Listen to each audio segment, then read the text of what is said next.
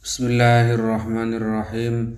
Faslon ay hadza utawi iki iku faslon iku fasal suwiji. Fi mujibil husli kang tetep ing dalem nerangno perkara kang majibake adus.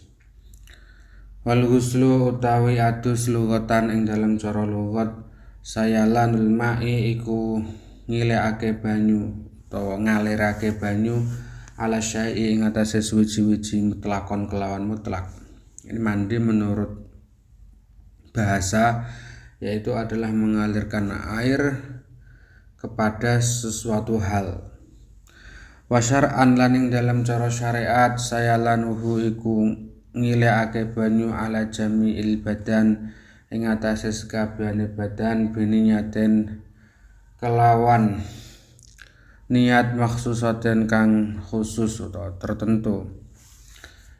Kalau mandi menurut syariat yaitu adalah adalah mengalirkan air ke seluruh tubuh dengan niat yang khusus atau niat tertentu.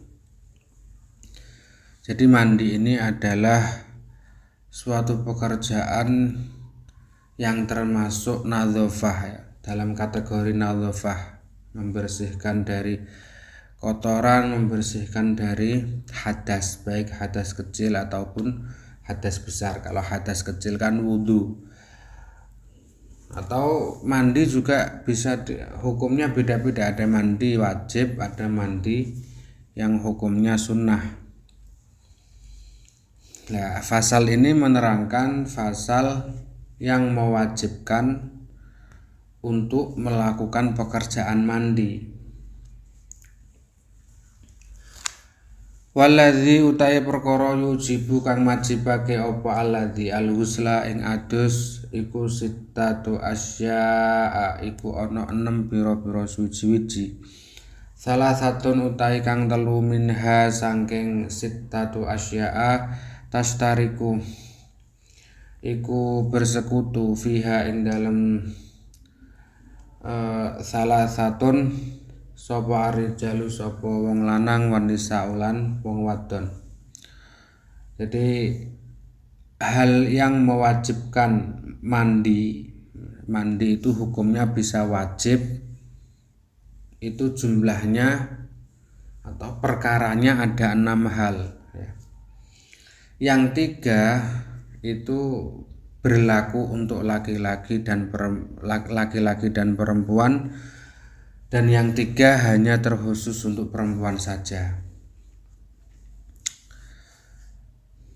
Wahya utawi salah satun iku iltiqaul khitanaini iku ketemune 2 khitan. Wa yu'abbaru lan den tembungno an hadzal iltiqa saking ikilah pertemuan bi ilaji hayyin kelawan nglebokake wong urip wadihin kang jelas. Ghayaba kang nglebokno sapa hayyin hasafatadz zakari ing pucuke zakar minhu saking hayyin au qadraha utawa kadare hasafah min maktuiha saking perkara sing dipotong hasafatiz zakar fi farjin dimasukkan ing dalam farji. Wayasiru lan dadi sapa al-adami sapa anak Adam ya maksudnya manusia al-mulaju kang den leboni sapa fihi al jadati iku junuban iku wong kang junub bi ilaji kelawan nglebokake perkara dzukira kang den sebut apa mah. Jadi yang pertama, yang artinya 1 di antara 3 yang berlaku untuk laki-laki dan perempuan, yaitu yang nomor 1 adalah iltiqaul khitanain, artinya hubungan badan ya. Hubungan badan yang sampai memasukkan zakar ke dalam farjinya perempuan. Maka orang yang dimasuki dan orang yang memasukkan itu hukumnya junub meskipun belum keluar sperma. Meskipun yang dimasukkan yaitu hanya ujung zakar, yaitu tempat khitan. Tempat khitan itu kan sebelum dikhitan biasanya orang itu kan masih ada kilupnya kan. Nah, ketika sudah dikhitan itu kan ada kepala zakar itu ada. Ketika kepala zakar itu dimasukkan, maka kedua orang itu yaitu laki-laki dan perempuan statusnya menjadi junub, maka wajib melakukan mandi junub yang disebut dengan mandi wajib. Amal mayitu anapun utawi wong kang meninggal fala yu'adu mongko ora den beleni, tidak diulang lagi apa gusluhu apa aduse mayit bi ilajin kelawan den leboni fi ing dalem mayit. Wa amal khunsana pun utawi wong kang wandu al muskil kang muskil fala gusla mongko ora den dusi alaihi ing atase khunsa muskil bi ilaji hasyafatihi kelawan nglebokake hasyafae khunsa muskil wala bi ilajin lan ora kelawan den leboni fi kubulihi ing dalam kubuli khunsa muskil. Adapun mayit yang sudah dimandikan maka hukumnya tidak diwajibkan untuk dimandikan ulang. Misalkan ada mayit perempuan dijima atau disetubuhi seorang laki-laki, maka yang wajib mandi adalah seorang laki-laki itu, bukan si perempuan yang sudah meninggal tadi, karena meninggal itu sudah tidak ada hukum taklif, jadi tidak wajib meskipun dia disetubuhi orang laki-laki tersebut ya. Adapun orang yang mempunyai dua jenis kelamin, jadi orang itu mempunyai kelainan ya. Biasanya kan kalau laki-laki ya laki-laki, perempuan ya perempuan. Tapi kalau khunsa muskil itu adalah orang yang mempunyai dua jenis kelamin secara langsung dan aktif. Artinya bisa digunakan secara terus-menerus. Kadang ya yang aktif itu kadang ya yang jenis kelaminnya laki-laki, yang kadang-kadang yang aktif juga jenis kelaminnya perempuan, bahkan juga ada yang bersamaan. Lah orang yang seperti ini ketika berhubungan badan maka hukumnya atau statusnya itu tidak bisa dihukumi wajib mandi secara langsung. Akan tetapi disunnahkan mandi bagi khunsa muskil ketika selesai berhubungan badan. Contohnya misalkan ya yang disunnahkan mandi artinya bukan menyandang status wajib bagi khunsa muskil, yaitu contohnya khunsa muskil itu berperan sebagai seorang laki-laki, dia mempunyai istri seorang perempuan. Lah khunsa muskil ini hukumnya sunnah mandi ya. Kalau yang perempuan itu hukumnya wajib mandi karena dia statusnya benar-benar seorang perempuan ya. Ini contoh yang pertama. Untuk contoh yang kedua yaitu khunsa muskil berperan sebagai istri. Ada seorang laki-laki yang menjadi suami, atau seorang suami mempunyai istri yang khunsa muskil, mempunyai dua jenis kelamin, dia otomatis dimasukin ya, farjinya dimasukin zakar si suaminya. Lah ini si khunsa muskil yang berperan sebagai istri juga statusnya tidak wajib mandi setelah selesai berhubungan badan, akan tetapi disunnahkan mandi setelah selesai melakukan berhubungan badan dengan suami ya. Berbeda nanti ketika seorang khunsa muskil itu posisinya dia berhubungan badan dengan orang lain, sedangkan si khunsa muskil juga berhubungan badan dengan orang lain. Artinya ini gimana ya, 3 orang ya, khunsa muskil itu sedang berhubungan badan dengan si A ya. Sedangkan khunsa muskil dihubungi badan atau berhubungan badan dengan seorang sise, jadi saling berhubungan badan. Jadi penggambarannya ini adalah 3 orang.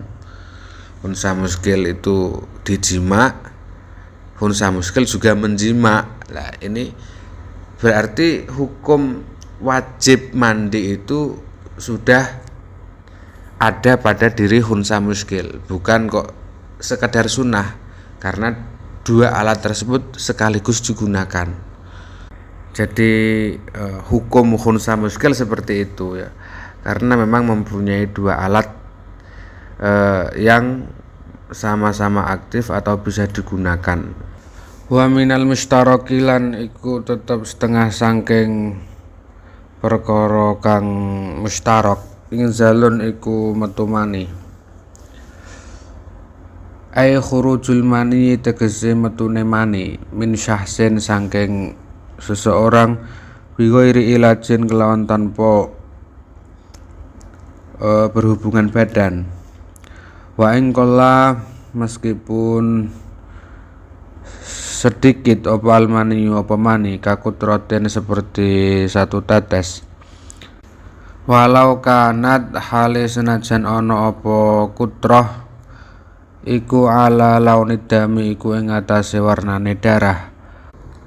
Walau kana hale senajan ana apa al khariju apa mani kang metune atau keluarnya bijimain dengan jima, dengan hubungan badan au ghairihi atau selain jima, fi yaqdhatin dalam keadaan sadar au naumin atau tidur, bisyahwatin dengan syahwat au ghairiha atau selain syahwat, min tariqihi dari jalannya mani ya, kalau laki-laki zakar, kalau perempuan ya farji, al mu'tad yang biasa, au ghairihi atau selain jalan yang tidak biasa atau tidak umum.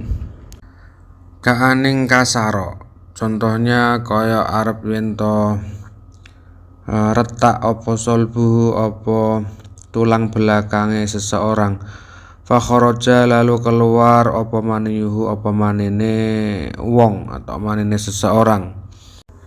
Termasuk yang berlaku untuk laki-laki dan perempuan, yaitu yang nomor 2 adalah keluarnya sperma.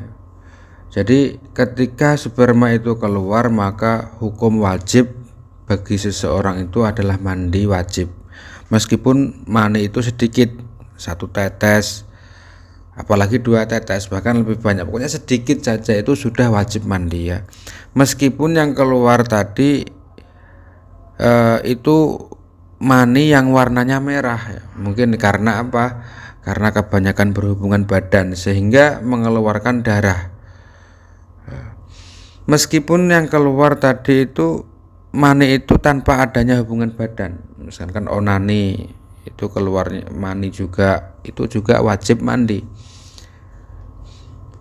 Meskipun dalam keadaan tidur, bangun-bangun sudah tahu celananya basah, sarungnya basah, pokoknya basah, dan tanda-tandanya sperma yaitu adalah apa? Aromanya atau baunya itu seperti putihnya telur ya. Jika dicium atau aromanya seperti itu, maka hukumnya wajib mandi, baik laki-laki ataupun perempuan. Keluarnya mani itu syahwat atau tidak syahwat ya, pokoknya kan tadi ada tanda-tanda ketika mani keluar itu. Yang pertama jelas kalau keluarnya mani atau sperma pasti kita akan merasakan suatu kenikmatan atau lazat ya kalau bahasa Arabnya.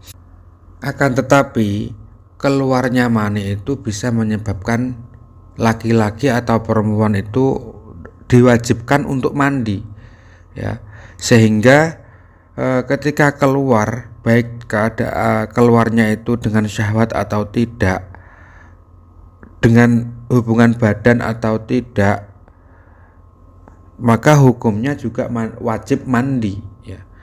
Oleh karena itu keluarnya mani itu atau keluarnya sperma itu ada tanda-tandanya. Karena misalkan kalau kita tidur tiba-tiba kita bangun, ternyata sarung kita tiba-tiba basah atau celana kita basah. Nah, itu kita mau menghubungi bagaimana jika itu kita tidak tahu tanda-tandanya. Oleh karena itu keluarnya sperma itu ada tanda-tandanya supaya kita tahu kapan kita juga mandi wajib. Pokoknya yang nomor 2 yang berlaku bagi laki-laki dan perempuan, keluarnya sperma dari laki-laki dan perempuan. Wa minal mustaraki lan iku tetep setengah sangking perkara kang mustarak berlaku bagi laki-laki dan perempuan. Al mautu utawi meninggal illa bisyahidi kejaba ing dalem mati syahid. Jadi ketika seorang laki-laki atau perempuan muslim yang sudah meninggal, maka mayit baik laki-laki atau perempuan yang muslim tadi itu harus dan wajib dimandikan. Ini adalah 3 hal yang wajib atau berlaku dan harus dilakukan bagi laki-laki atau perempuan ketika mengalaminya. Yang pertama adalah hubungan badan, yang kedua keluarnya sperma, dan yang ketiga adalah ketika seorang muslim atau muslimah meninggal, maka wajib dimandikan. Ini yang berlaku bagi laki-laki dan perempuan. Wasalah satun utawi kang telu takhtasu iku tertentu biha kelawan salasah sapa an-nisa'u sapa pira-pira wong wadon.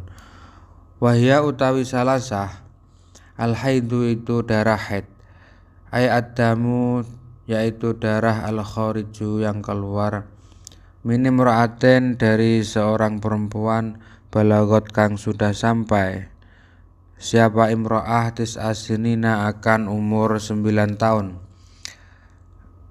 Jadi yang 3 hal ini terkhusus bagi seorang wanita. Yang pertama adalah mengeluarkan darah haid ketika wanita itu sudah mencapai umur 9 tahun.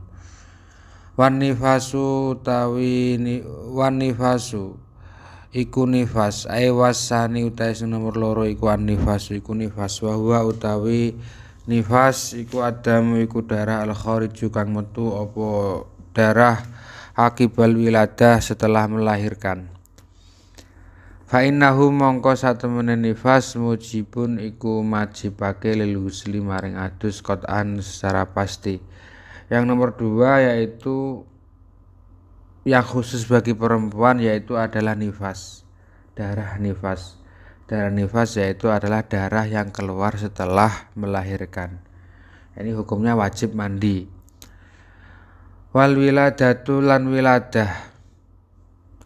Wal wiladatu ay wassalisu tais nomor 3 iku al wiladatu iku wiladah al mashubatu kang den barengi bil balali kelawan teles-teles to lendir-lendir.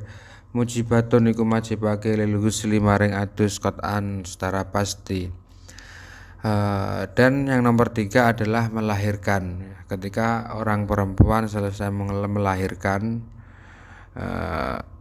pasti bayi itu akan dalam keadaan basah atau pasti membawa lendir-lendir yang dibawa keluar ketika bayi keluar. Nah, ini mewajibkan mandi. Karena apa? Karena basah atau lendir tadi yang dibawa bayi ketika keluar dari rahim itu kemungkinan dan pasti itu ada sisa-sisa sperma yang masih tersisa. Wal mujarradatu utawi bayi kang sepi sangka anil balali saking lendir-lendir mujibatun iku majibake fil asahi ing dalam kaul kang asah. Jadi tentunya ada ketika seorang perempuan tadi melahirkan, pasti tentunya ada bayi yang keluar dalam keadaan basah, bayi yang keluar dalam keadaan kering atau tidak basah. Nah, kalau yang basah tadi atau membawa lendir-lendir jelas kan mewajibkan mandi secara pasti, karena lendir-lendir itu terbuat dari sperma yang menggumpal mulai dari zaman pertama kali anak itu terbuat atau anak itu terproses di dalam rahim. Sedangkan untuk bayi yang keluar dalam keadaan yang kering, artinya tidak membawa lendir-lendir sama sekali atau tidak basah sama sekali, maka ya hukumnya tetap diwajibkan mandi menurut kaul yang lebih asoh.